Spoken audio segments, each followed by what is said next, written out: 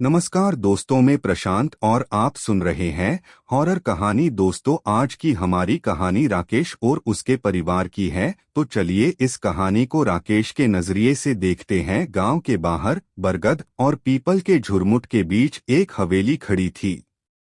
लोग उसे काली हवेली कहते थे। चारों ओर टूटी फूटी दीवारें, जंग खाए गेट और भीतर का घना अंधेरा, उसे देखने भर से दिल कांप उठता था। कभी ये हवेली रौनक से भरी रहती थी, लेकिन आज वह सुनसान खंडहर बन चुकी थी। गांव वाले कहते थे, यहाँ कभी तांत्रिक भैरवनाथ रहा करता था। उसकी साधना अधूरी रह गई और अब उसकी आत्मा हवेली में भटकती है। जो भी उस हवेली में गया, वापस कभी जिंदा नहीं लौटा। दोस्तों, मैं राकेश अपनी पत्नी सीमा और दो बच्चे 10 साल का आरव और 7 साल की पलक गांव पहुंचे। मेरी की नौकरी छूट चुकी थी। शहर में गुजारा मुश्किल हो गया था। मैंने सोचा, क्यों न पुश्तैनी जमीन पर लौटकर खेती की जाए। लेकिन गांव पहुंचकर मुझे झटका लगा। मेरा पुश्तैनी मकान तो कब का ढह चुका था। गांव के लोग इकट्ठा हुए और बोले, राकेश भैया, यहाँ अब तुम्हारा घर तो नहीं बचा। तुम चाहो तो पास की हवेली में रह सकते हो। लेकिन एक बूढ़ी औरत ने फुसफुसाकर कहा, लेकिन सावधान रहना, उस हवेली में भूत है, तांत्रिक का श्राप है। मैं हंस पड़ा। अरे चाची, ये सब अंधविश्वास है। भूत वूत कुछ नहीं होते। हमें तो बस सिर छुपाने की जगह चाहिए। सीमा ने डरते डरते राकेश का हाथ पकड़ा। सुनो, मुझे अजीब लग रहा है। कहीं और इंतजाम कर लेते हैं। मैंने सीमा को आश्वासन दिया, डरो मत, बच्चे भी हैं, हमें यहीं रहना होगा। और इस तरह मैं परिवार के साथ उस हवेली में रहने लगा। हवेली बहुत बड़ी थी, मगर वीरान।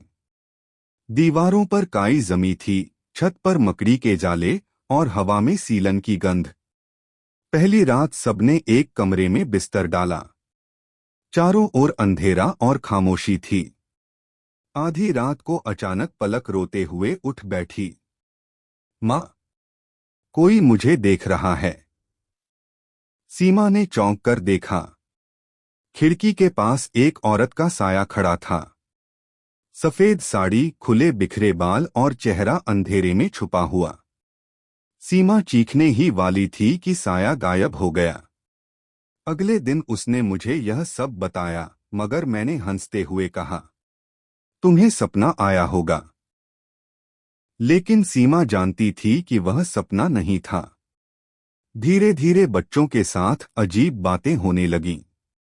आरव की किताबों पर किसी ने खून से लिखा, तुम सब मरोगे। पलक के खिलौने अपने आप हवा में हिलने लगे। मैंने एक दिन तहखाने का दरवाजा देखा। उस पर ताले लगे थे, मगर दरवाजे से अजीब बदबू आ रही थी। सीमा बोली, ये सब सामान्य नहीं है। हमें पंडित बुलाना चाहिए। गांव का पंडित हवेली में आया। जैसे ही उसने दहलीज पार की, उसका चेहरा पीला पड़ गया। हे भगवान, यहाँ साधारण आत्मा नहीं है। यह जगह तांत्रिक भैरवनाथ की साधना का केंद्र है। उसकी आत्मा यहाँ बंधी है। सीमा रो पड़ी। क्या कोई उपाय नहीं है? पंडित ने सिर हिलाया। मैं इतना शक्तिशाली नहीं हूं। उसकी साधना अधूरी है और वह किसी को चैन से जीने नहीं देगा। सावधान रहो, वरना तुम सब उसकी बलि बन जाओगे। और वह डरकर हवेली से चला गया। उस रात मैंने पहली बार देखा, कमरे की दीवार पर लंबी परछाई। परछाई किसी आदमी की थी, गले में खोपड़ियों की माला, हाथ में त्रिशूल, आंखों से लाल आग निकल रही थी। एक भारी आवाज गूंजी, यह मेरा स्थान है, निकल जाओ। वरना तुम्हारी आत्माएं मेरी साधना का हिस्सा बन जाएंगी। मेरे पैरों तले जमीन खिसक गई। फिर एक दिन गांव के बुजुर्ग ने मुझे असली कहानी बताई।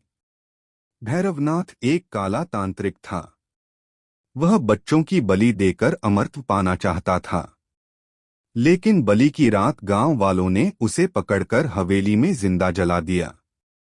मरते समय उसने श्राप दिया, जो भी इस हवेली में कदम रखेगा उसकी आत्मा मेरी साधना पूरी करेगी।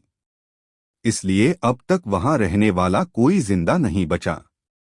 रात को अचानक हवेली हिलने लगी। दरवाजे अपने आप बंद हो गए। दीवारों से खून बहने लगा। सीमा ने देखा कि उसके पैरों में जंजीरें लिपट गईं। पलक चीखने लगी, माँ बचाओ। और तभी आरव गायब हो गया। सबने उसे खोजा। तहखाने का दरवाजा खुला था। अंदर का दृश्य भयावह था। चारों ओर कंकाल, राख और सूखे खून के धब्बे। बीच में यज्ञ कुंड जल रहा था और उसमें आरव बेहोश पड़ा था। भैरवनाथ की आत्मा वहां खड़ी थी। यह बच्चा मेरी बलि बनेगा। सीमा चीख उठी। गांव के लोग डरकर पीछे हट गए। तभी एक बूढ़ा साधु आया, आचार्य वेदनाथ। भैरवनाथ को हराना आसान नहीं है। उसकी आत्मा को नष्ट करने के लिए उसकी मृत्यु की राख और खोपड़ी चाहिए। मैंने और सीमा उसके साथ हवेली के तहखाने में गए। उन्हें एक लोहे का संदूक मिला। उसमें राख और खोपड़ी रखी थी। आधी रात को वेदनाथ ने यज्ञ शुरू किया। मंत्रोच्चार से हवेली कांपने लगी। भैरवनाथ की आत्मा प्रकट हुई। उसकी आवाज गूंजी, कोई मुझे रोक नहीं सकता। वेदनाथ ने राख और खोपड़ी यज्ञ कुंड में फेंकी। अग्ने स्वाहा। भीषण आग भड़क उठी। भैरवनाथ तड़पने लगा। उसकी चीखें पूरी हवेली में गूंज उठीं। और देखते ही देखते वह राख बन गया। सबने राहत की सांस ली। लेकिन उसी रात पलक ने सपना देखा। एक परछाई उसके पास आई और बोली, मैं अभी खत्म नहीं हुआ। मैं और ताकतवर होकर लौटूंगा। पलक चीख पड़ी। सीमा ने उसे गले लगाया, मगर उसकी आंखों में डर साफ झलक रहा था। क्या भैरवनाथ सचमुच नष्ट हो गया था, या वह किसी नए रूप में लौटेगा? तो दोस्तों, आपको कहानी कैसी लगी कमेंट करके बताएं। मिलते हैं एक नई कहानी के साथ।